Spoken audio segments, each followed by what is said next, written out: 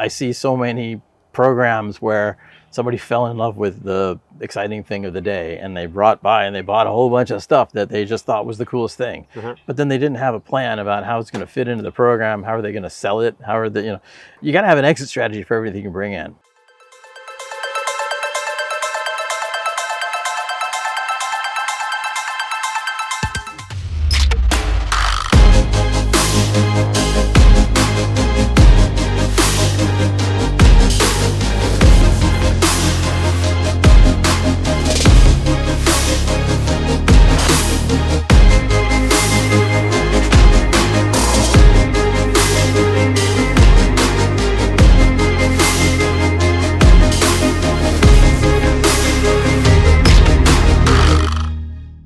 This is Sid Patel, CEO of Beverage Trade Network, and we're live here with Scott Barber. He's the master sommelier. We're at his place in this amazing, beautiful Napa Valley.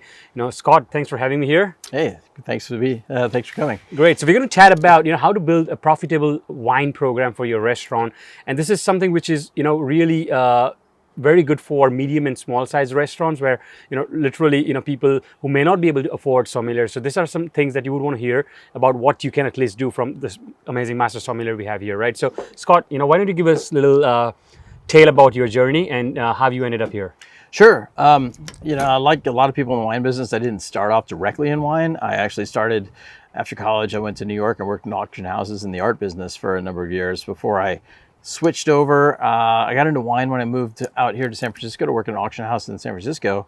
And on the weekends, I was like, oh, well, I better learn about wine. Everybody talks about it in San Francisco. So I started coming up to wine country, tasting, and I realized that it checks a lot of the same boxes as art does, as far as history, culture, connection to place. The whole storytelling, I guess. Absolutely. It's very much the same thing.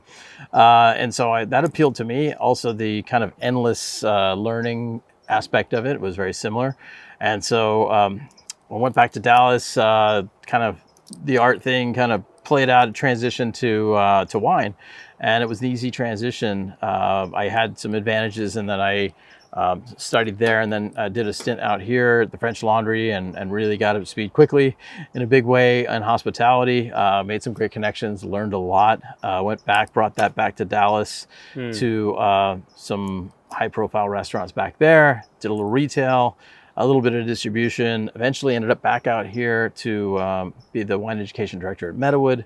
That was great to really get up to speed with the guest hospitality and learn the inside Napa perspective from the producers and who's who and the area here. Since then, I did a little distribution here, also distribution management for wineries, direct to consumer, a little bit of everything. I work with a lot of the top accounts out here, so always keep my finger on the pulse as far as what's happening in the restaurants and the retail. Nice. The nice thing about Napa is we have a lot of the big internet retailers too, so that keeps an eye on what's happening in importing and trends that way too. So super. Let me put a sommelier head on you, right? So sure. We're going to talk more about that. I heard you said French Laundry. So one of my questions, which I always thought was, do you advise sommeliers to go with some famous branded, or like Hackason Group we were talking about, or somewhere? Sure. I think the passion is so much about service that you automatically would learn. So was it a tactical move for you to go there first? Because it wasn't a tactical move. It was serendipity. It came after my intro class. I got a letter from Paul Roberts inviting me to do these stage things that they have there. And I never imagined that that I would ever do that. Would you advise people to go to such places? But I totally advise it, because especially if you're getting started in the field, there's nothing to compare to like having that experience at the very top level to set the standards. And I was fortunate that was basically my first restaurant experience. Nice. Almost. I'd been on the floor for maybe a month before that. So learning from the very best and the standards and the level that you have to be at the top of the game was really foundational for me for everything that I built on from there. And so I definitely recommend, especially if you're from a market that's not like New York or San Francisco, where you have a lot of exposure to that, to seek out opportunities at the very highest level, because that type of experience is invaluable throughout your career going forward. Yes. Got it. And does those names help you in finding other jobs? At least they know that you've worked at a very high class. Yeah, I think it means that you have a certain standards that you understand. True. That what needs to be done to perform at the highest level. True. I don't know if this has really opened any doors necessarily, specifically, but I think it helps True. as far as like they understand where I'm coming from. They understand, the level of service that I'm used to providing and the attention to detail Yeah. that it takes to function at a 3-star restaurant like that. So yeah, I think it definitely helps. Super. Let's go on building, a profitable wine program. So, if a restaurant owner approaches you saying, Scott, okay, I want you to be a consultant to my business. I'm going to start this restaurant. You are in charge of the entire wine program. How would you go with designing, some elements like wine menu, the deco? What would you include? Just give us some bullet points about overall a good wine program. What does it look like? Well, one thing about a wine program or a beverage program in particular is it's an integral part of the restaurant. I kind of get frustrated when people lump the sommelier and the beverage director in with front of the house necessarily, and it's like a sommelier kind of hybrid position. Because to me, I think the beverage program is like on level with the exec chef and the culinary program, and they're both parts of what makes the restaurant special and unique, which is eventually what you're doing. But is that true by the numbers? Like, do you Well, think food sales and beverage sales are it's equal? significant because you think about how many people you employ in the back of the house to do the food, and your margins and your costs and your inventories there versus the front of the house, which is usually 1 or 2 people Right, I get maybe. what you're saying. Okay. And that's a huge chunk of your inventory is very large, and also your profit mostly comes from the beverage program. So it's very important to have a dedicated professional who knows what they're doing to maximize your opportunities in that giant aspect of your business. Maybe the numbers aren't even, depends on the concept, but they can be. It just depends So on. in US, what is a small restaurant which has beverage program? What is a medium? Just on a number side, so we can start with the perspective. Is it a $2 million restaurant which does food and beverage total is considered a medium-sized restaurant? I never really thought of it that way as far as like the numbers and things. I just kind of think of it as like, what is the concept? What's the idea? Is it a small restaurant with a nimble, small, high volume list that might fit on one page? Okay. Or is it a ambitious restaurant that's chef driven that wants a more broader list? Or are you really going for something that's heavily wine focused with a kind of a library type list? All right. And it's that concept as far as the numbers go. I kind of let them kind of play out where they fall. And Depending on the concept. yeah, if you're running it efficiently, it'll perform at the level that it should. And depending on other variables, the volume and the turnovers and the covers and things like that, you're going to get to those numbers. But it's really about having the concept dialed in and profitable and manageable so that as you increase the scale, you're not losing by scale. As you scale, you just get more and more busy, and the profits are locked in because your costs and everything is under control. So back on the program, and sorry to detour you there, the elements of a good program, right? So you said I would first pay attention to making it serious and hiring a proper dedicated person responsible for beverage. What about other things like deco or wine menu or? Well, it has to be cohesive. I mean, you have to sit down with the ownership and the chefs and realize what your mood is going for. Is it casual? Is it fast paced? Is it, serious fine dining? Are you going to do, high level service?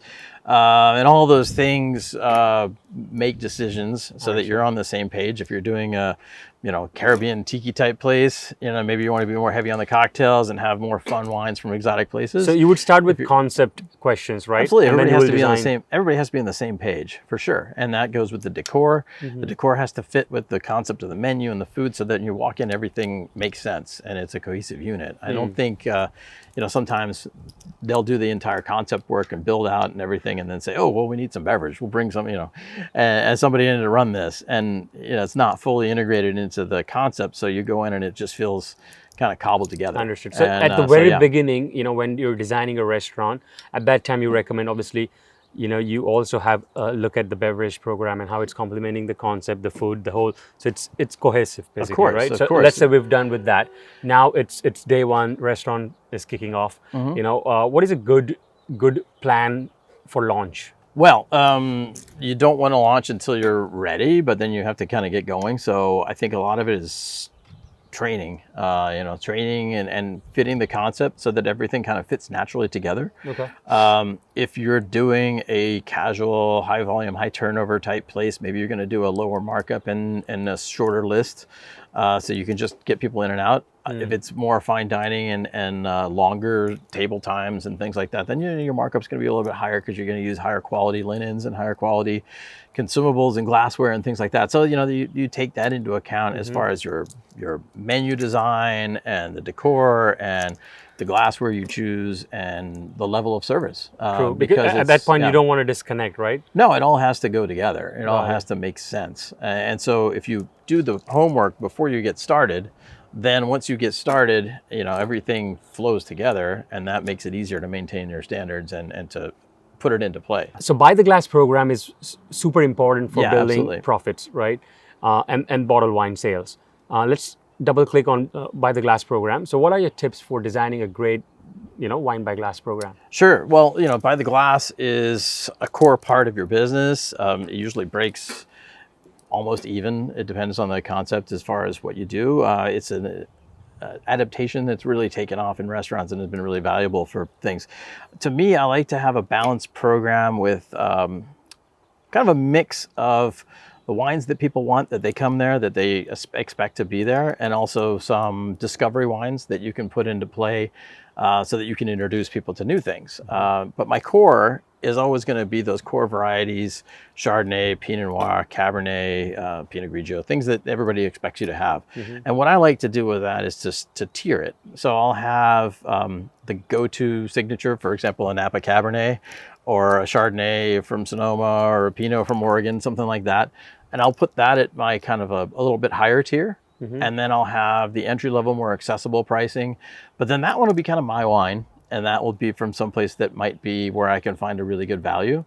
A wine that over delivers its price point, but it may not be the most comfortable thing for the guests, as far as like if you have a Italian or a German Pinot Noir as your entry level one, and then the one that they're kind of expecting to have, well, that's a little step up. So the way I see it is they still get what they want, but that's a good point. If they want to hit a price point, well, then they're getting a wine that I can introduce them to something new. And it's going to be a great wine. It's going to be a wine that delivers for them, but it's going to be a little bit different. So you have that interaction and play with the guests where you meet them halfway and they meet you, and everybody gains That's a something great from the example experience. of how you can position wines. Right. And then the rest of the program, I like to mix in, and I've always been pretty innovative about getting ahead of the curve on up and coming regions and exciting things, so that you're pouring a Falangina, you're pouring a Chocolate, you're pouring something that's a little bit out of the blue. Maybe an Eastern European wine like a Kadarka or something that fits a profile that people are going to be familiar with, but they may not be familiar with that wine.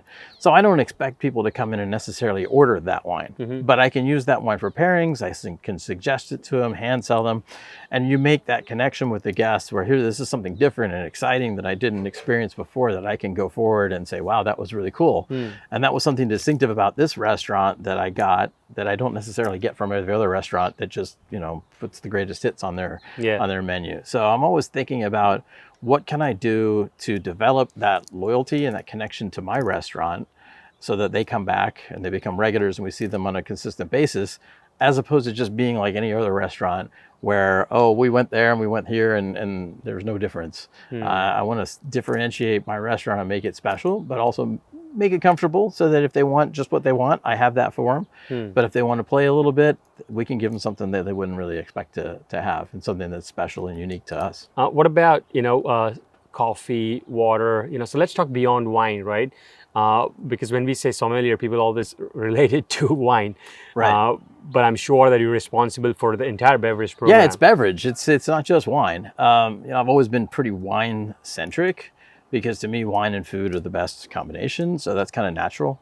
And it's the oldest connection and those things. But, we have to consider the bar. We have to consider, like you said, the soft drinks and things like that. To me, I look at like the margins on coffee and tea and iced tea and things like that. And I think, there's no reason why you can't go with the absolute best stuff you can get. You should make everything in the restaurant distinctive and excellent, because sometimes your coffee or tea is like the end of the meal.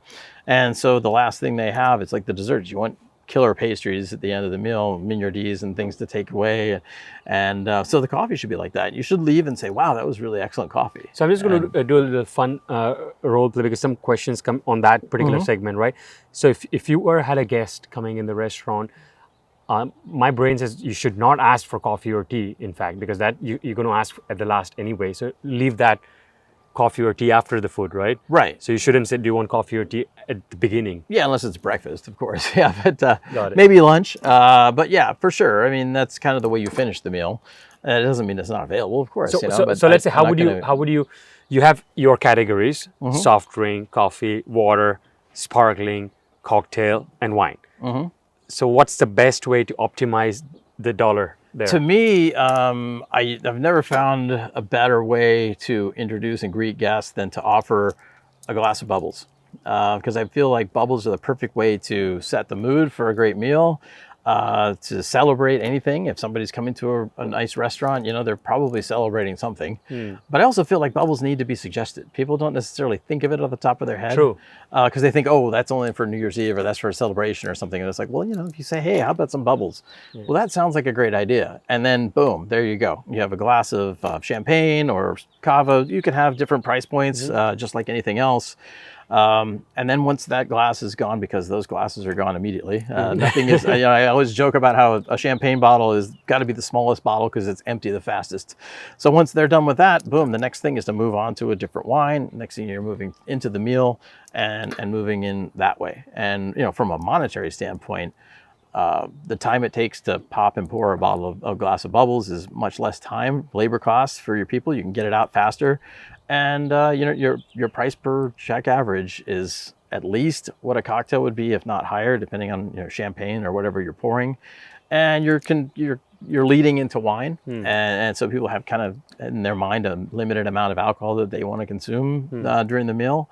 And so if you hit them with a big martini to start off with, maybe they're kind of just played out by the time they're done with that. But if you ease them in with a nice refreshing glass of bubbles, then they move on to another wine. Eventually, you know, your check average is going to be a little higher, which is always makes your servers happy because their tips are higher on a higher check average. And I think everybody's happier that way. It's You it's a think good bubbles solution. make people happy?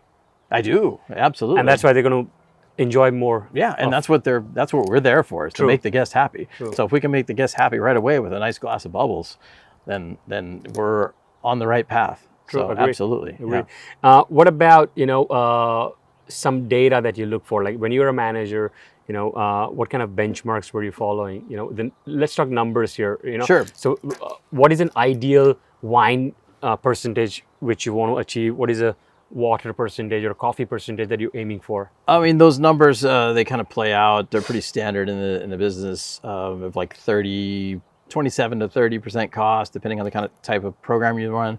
I always like to, unless I was doing like fine dining, which obviously you have fixed costs that are more expensive and less covered, so you have to kind of maximize that. I always like to run a little bit leaner. I like to run a 40% cost beverage on the bottle cost, and then I'd run, my BGG would be somewhere around 25. I would run 5-ounce pours, so I could get 5 pours per bottle. I feel like I'm able to... So by the glass is more profitable. It is more profitable, but on the other end, yeah, because you're using the bottle cost essentially for each glass. That's kind of the standard of a 6-ounce pour. Yeah. So 6-ounce pour, you get 4 pours per bottle plus a little bit of change. 5-ounce pour is 5. So what I would do in order to offer more value to the customer, it works out to be about the same, but then I could discount that bottle price, so I wasn't charging full bottle price. Instead of $10 a glass, I would charge $8, and then pour 5 pours. So I'm still making $40 per bottle off 5 pours instead of $40 a bottle off of 4 at 10. Yeah. So it works out the same, but I'm able to select better quality wines for the guests. And a smaller pour, it also helps. You don't want to overserve your guests, so you can manage that. And sometimes my servers would complain and say, well, you know, it looks like a short pour. So, well, do you want to sell a second glass, or do you want to, you know, then they're like, oh yeah, I'll sell a second glass of that. And that's great. So I think it works for everyone. A 5-ounce pour, it's easier to keep track of because it's just about what you need for a bottle. And I run my numbers and they're good. And then for bottles, I like to incentivize bottle pricing because I'll run a little bit leaner. So I'll run like a 40% cost on that. Instead of the typical 3 times markup. Okay. You know, I guess I came from retail to restaurants before I started in restaurants, and I had a lot of fun. And then my GM, the boss, called me in and says, "Hey, you know, you have to run like 3x markup." And I was like, Well, where's the fun of that? And I think a lot of people are very sensitive now with cell phones and Wine Searcher and everything, Sure. and Vivino. They're looking up the prices online. So, I think if we can, and it's not always the case for every program, but if we can run closer to retail and fair pricing, people should understand that yes, you're renting space in a restaurant, you're having service, there's more costs involved. But I think we don't necessarily need to turn the screw as tightly as some places do. True. And the more bottles I see on tables, the more wine out there, it's better for everyone. Because our suppliers are happy because we're selling more wine. Yeah. We get better allocations, we get stuff. Our guests are happy. They come back because they feel they're getting value. So, I think that's, it works for me when I can get away with it. If I can convince the owners to do it. So you've seen volume, your approach is more volume.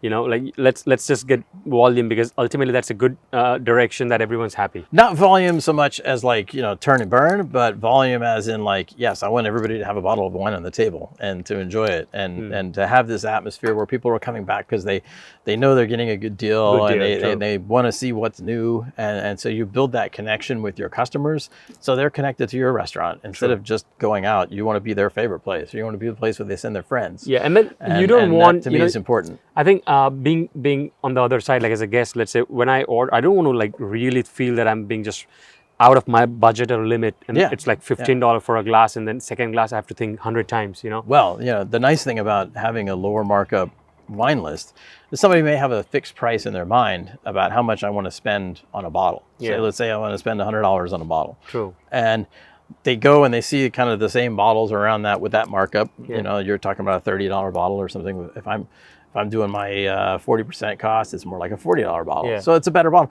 Or maybe they'll see something that is usually a little bit more expensive, but it's at an appealing price. Yeah. So you know what? That's a good price. Actually, I think I'll reach and spend an extra $20 to get that wine that I normally don't get because it compounds. True. And so people end up spending the same amount or more. Yeah. Your margins aren't the same, but as far as the gross sales, you're and moving the money in the list. bank and the money to the servers. I mean, they're making more. They're happy servers, less turnover. It just works for a lot of people, I think. That's true. There may be some accountants out there that'll nitpick me about cost. I love cost when of you goods say and happy things, but, servers, yeah. low turnover. Yeah. Because these days, I mean, we've all noticed it's been a lot of turnover last 2 years. Your servers or your sales team, they're your connection to the guest. You want to have them happy. You want to have them engaged.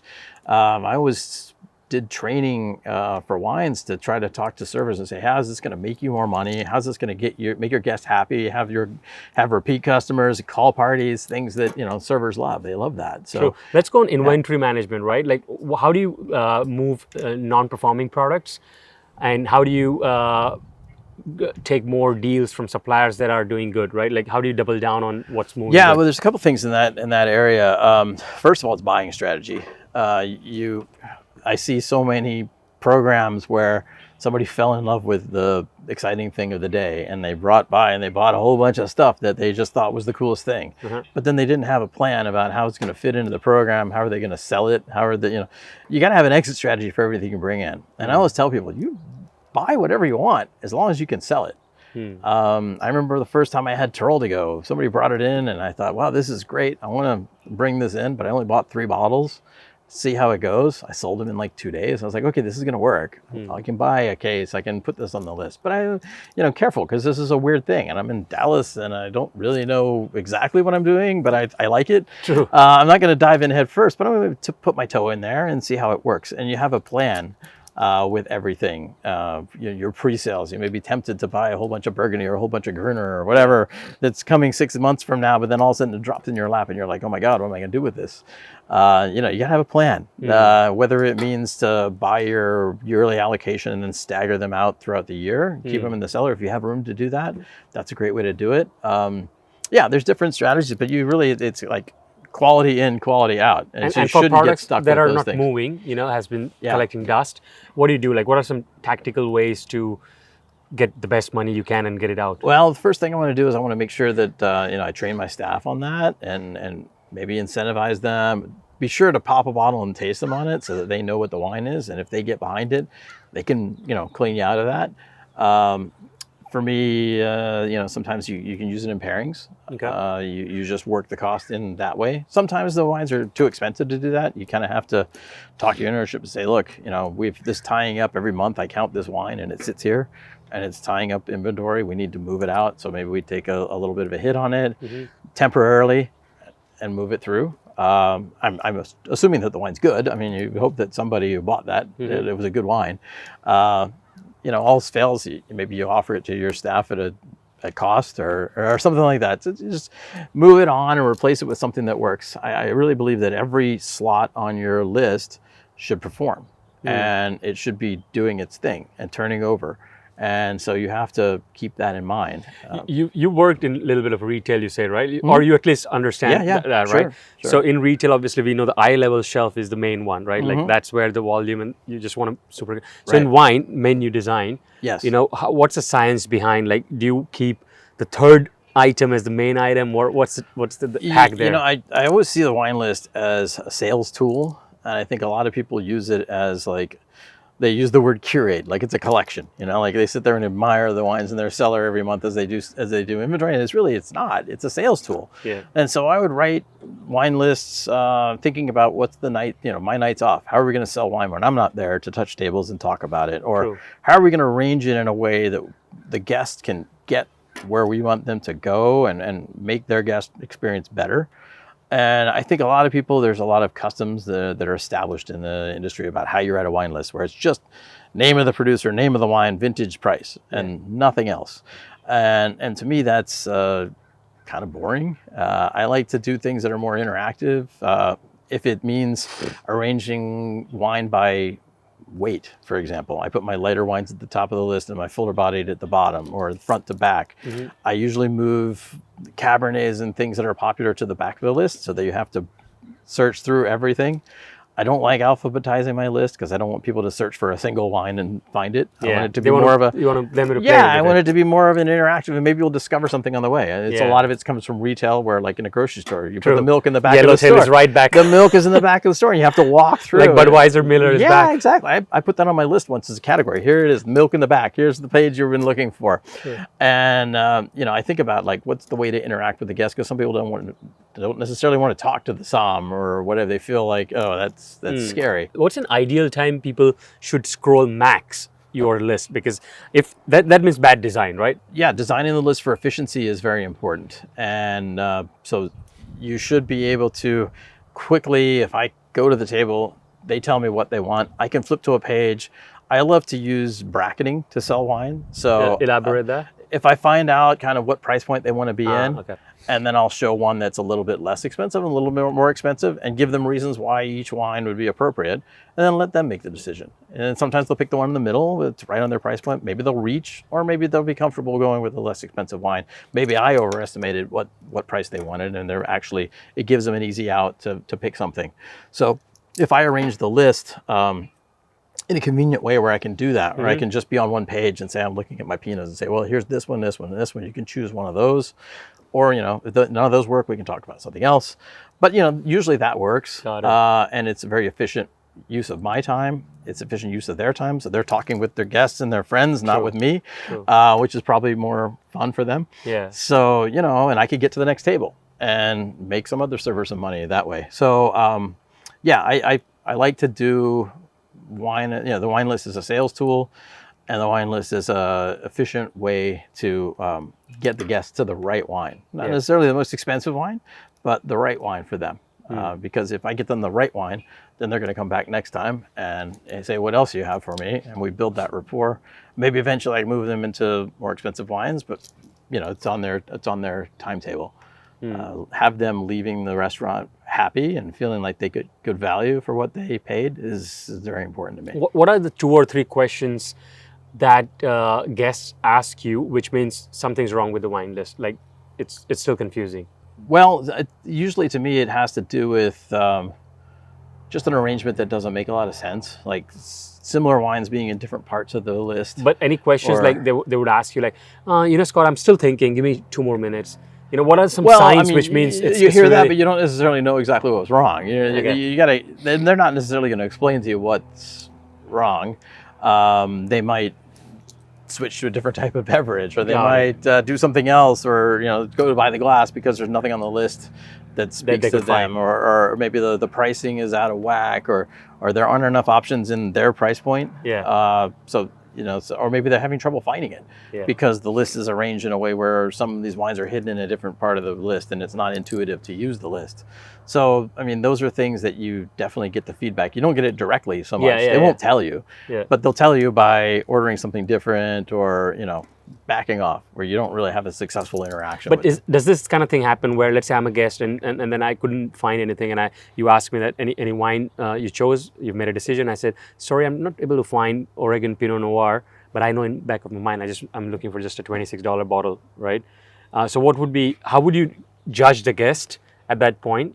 What would be your follow-up question? Like, is there a price point you're looking for, and then show them? I don't really talk about price point specifically. I'll point to them and say, well, what range do you want to be in? And maybe point to the list and kind of move up and down. They can put their finger on it and say, somewhere around here. Got it. So we're not really talking about numbers out loud. That might be embarrassing to their guests or something like that. They don't want to talk about it, and we don't need to be overt about it. They can just kind of subtly show me where they want to be. And maybe if they're an Oregon Pinot and they, everything starts at 70 or something, maybe I'll take them to like Gamay, or a similar type of wine. So you quickly would understand that they want a little lower, and then you would. Yeah, or you're stuck on Oregon Pinot because maybe I can get you something similar that'll be a good value that you would enjoy just as much, that maybe more comfortable price point. True. And so that's why I love to arrange the list by body, where I'll put the light body wines together. So yeah, my Oregon Pinots are. So you have 5 different price points. But maybe I have the Dolcetto from Italy, and maybe I have Cadarca from Hungary, or